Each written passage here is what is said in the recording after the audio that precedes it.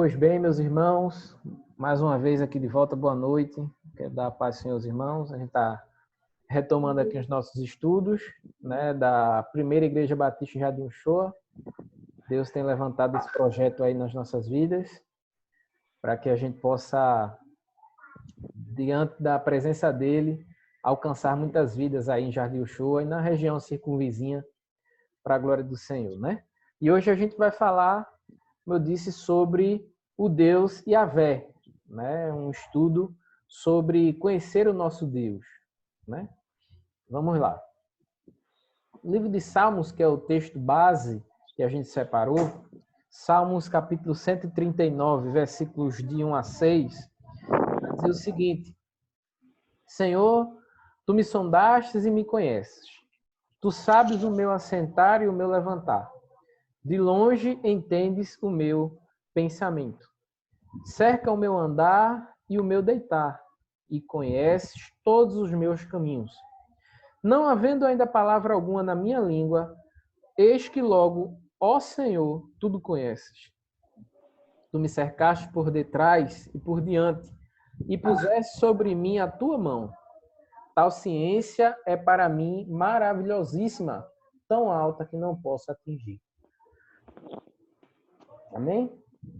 Amém. O texto do nosso salmista Davi, né, falando um pouco sobre o nosso Deus, né? E ele vai, de uma forma muito assertiva, de uma forma bem, como eu posso dizer, bem carinhosa, né? Ele vai falar algumas coisas que Deus faz com ele, né? De uma forma bem carinhosa mesmo. Ele diz assim, que o Senhor conhece ele, o Senhor sonda ele, ele sabe o sentar e o levantar do salmista, né? De longe, ele já entende os pensamentos, né? Ele cerca o andar e o deitar. Imagine que quando a gente vai deitar, que estamos deitados na nossa cama, o Senhor está ali nos cercando, conhece todos os nossos caminhos. Então, para onde a gente for, o Senhor, nosso Deus, está conosco. Não havendo ainda palavra alguma na minha língua, eis que logo o Senhor tudo conhece. Então, antes que a gente fosse falar alguma coisa, Deus, ele já sabia o que a gente vai falar. Né? Tu me cercaste por detrás e por diante, e puseste sobre mim a tua mão.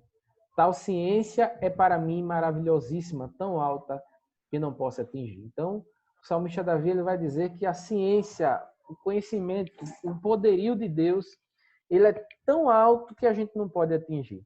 Né? E a gente vai aprender um pouco sobre isso nessa aula de hoje, exatamente isso.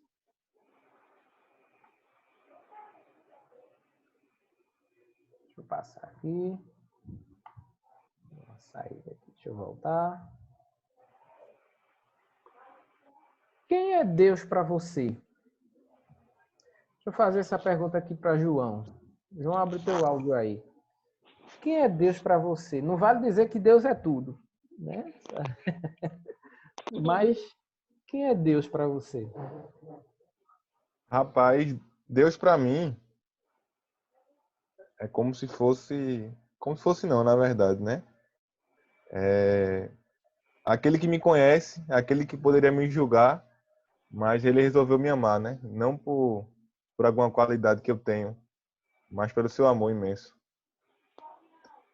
Para mim, ele é meu salvador. Amém. Resumindo em E uma aquele que resolveu me palavra. amar, sabendo todos os meus defeitos, né?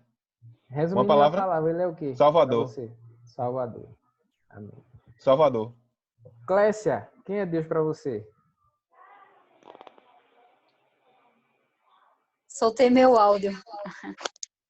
Deus, para mim, ele é o centro da minha vida. É meu alicerce.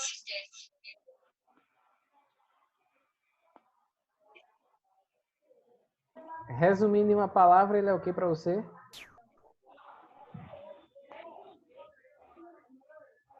Para mim, além de ser meu Deus, ele...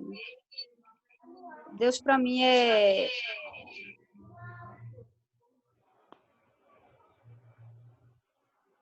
Eu posso resumir como centro da minha vida. Para você, ele é o centro da sua vida. Se não fosse ele, minha vida não teria sentido, não. Amém. Amém. Deixa eu perguntar agora à irmã Simone. Deixa eu liberar o áudio aqui da irmã Simone. Ela está muito quietinha aí. Irmã Simone, quem é Deus para a senhora? Deus para mim, tá me ouvindo? Estou, sim, perfeitamente. Deus para mim é o meu respirar, é o meu viver, é a minha inspiração de vida. Deus para mim é tudo. Resumindo em uma palavra, ele é tudo. Sem ele, sem Jesus, eu não consigo viver, né? É o que eu falo para o Senhor todo dia, que ele não tira a sua presença de mim. Amém. Glória a Deus. Isso tem que realmente ser as nossas orações todos os dias, para que ele não tire a sua presença da gente, né? Amém. Amém. Obrigado. Então, basicamente, realmente, Deus é tudo isso, né? Que os irmãos e as irmãs falaram, né? Deus, ele é o Salvador, né? Deus, ele é o sustentador de todas as coisas. Todas as coisas aconteceram, acontecem e acontecerão por meio dele. O nosso Deus, ele é único, né? O nosso Deus, ele é, enfim, todos esses adjetivos tentam especificar ou qualificar o nosso Deus, né? E é justamente por isso que a gente vai entender um pouquinho sobre ele aqui agora. Quais são os atributos de Deus, né? Os atributos de Deus é basicamente algo que a teologia tenta usar de artifício para explicar a Deus. Né? Nós sabemos que não tem como a gente explicar Deus. Né? Deus, ele é inexplicável, inexplicável. Mas a teologia, ela vai ensinar algumas formas para que a gente tente entender um pouco desse Deus que nós servimos e que adoramos. Né? O nosso irmão Johannes chegou aí. Seja bem-vindo, meu irmão. Né? Então, quais são os atributos de Deus? Vamos lá. Primeiro de tudo, antes de falarmos quais são os atributos de Deus, precisamos entender que a teologia, para facilitar a compreensão desse assunto, divide atributos de Deus em duas categorias. São atributos incomunicáveis e atributos comunicáveis. Certo? Os atributos incomunicáveis e os atributos comunicáveis de Deus para conosco. Os atributos incomunicáveis, como a palavra já está dizendo, incomunicável, é que ele não comunica, ele não dá para ninguém, é dele. Ele não passa para o homem, ele não passa para ninguém, é dele, é de Deus. São os que são chamados atributos incomunicáveis. Né? Como aí eu coloquei no texto, também chamados de atributos não relacionados. São aqueles que Deus não compartilha com nenhuma criatura, ou seja, são atribuídos exclusivos dele e ele não comunicou a ninguém. Né? E os atributos comunicáveis, como a palavra já está dizendo, são aqueles que ele comunica para o homem.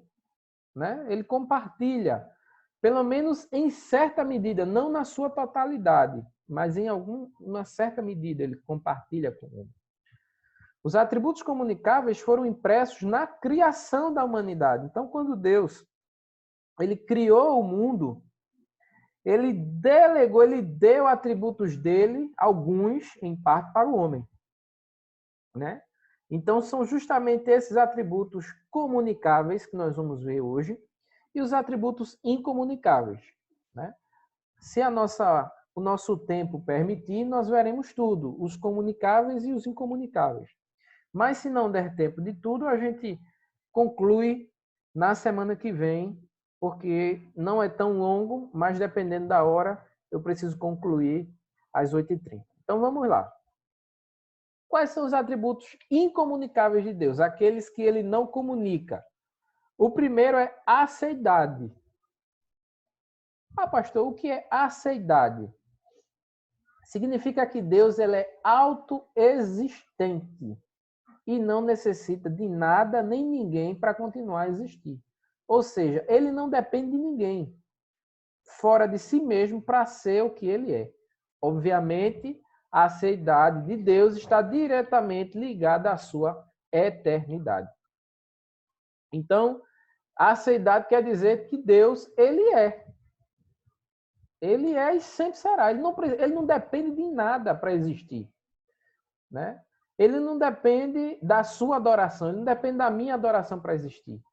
Se eu e você adorar, Deus vai continuar a ser o mesmo. Né? É aquela música que diz, né? Se Deus quiser, ele é Deus. Se não quiser, ele continua sendo Deus. Né? Deus, ele é autoexistente.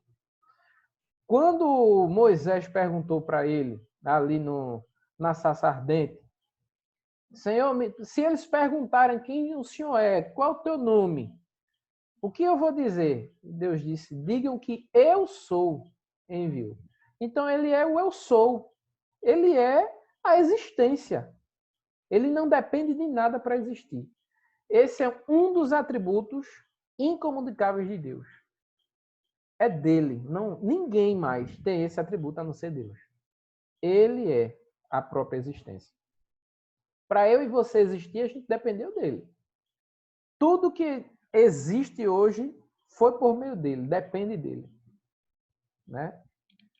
Então, esse é o primeiro. O segundo é eternidade, que está basicamente ligado ao primeiro que nós falamos. Né? Significa que Deus sempre existiu. Ele não foi criado por ninguém. Muitas pessoas, já vi algumas pessoas perguntando, dizendo assim, mas quem criou Deus? Deus teve pai, né?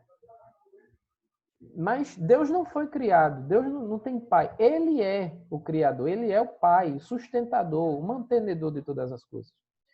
Né? Ele não tem começo e nem fim.